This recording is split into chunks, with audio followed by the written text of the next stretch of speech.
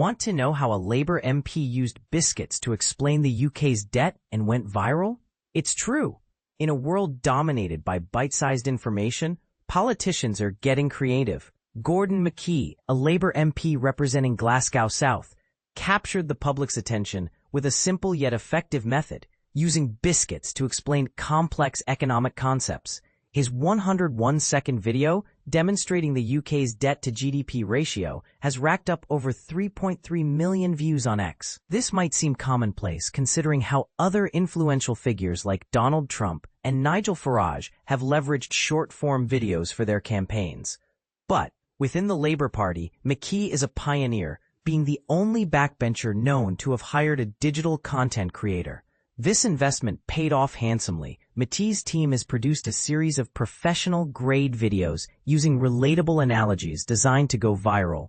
This success has prompted his colleagues to follow suit. McKee humorously admitted, "I feel like I should apologize for having started this." He strongly believes that digital communication and campaigning are now essential for politicians. He aims to produce a couple of videos per week, focusing on platforms like Instagram, TikTok, and YouTube Shorts, which reach audiences beyond the politically hyper-engaged.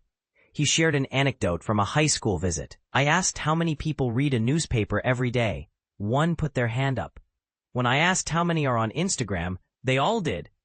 The Labour Party is also catching up. Keir Starmer announced a significant investment in digital campaigning training. Internally, the party launched Operation Second Term to modernize its campaign using social media and an app called Labour One, recognizing that the strategies of 2024 won't guarantee victory in 2029.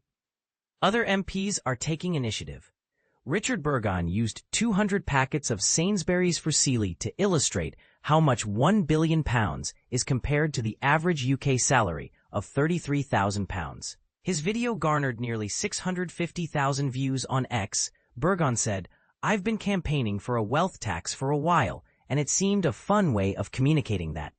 The pasta, weighing in at 106 kilograms, was donated to food banks due to logistical challenges. Jeevan Sander, an economist and MP for Loughborough, created a James Bond-themed video during Budget Week explaining factors affecting government bond rates. Sander relies on his staff, armed with a smartphone and ring light, to produce content. Social media planning is part of his office's weekly meetings.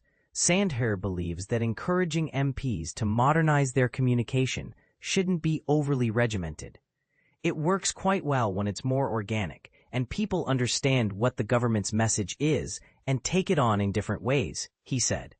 When you have a unified vision, everyone should be able to read off that script. Junior ministers are also experimenting with social media.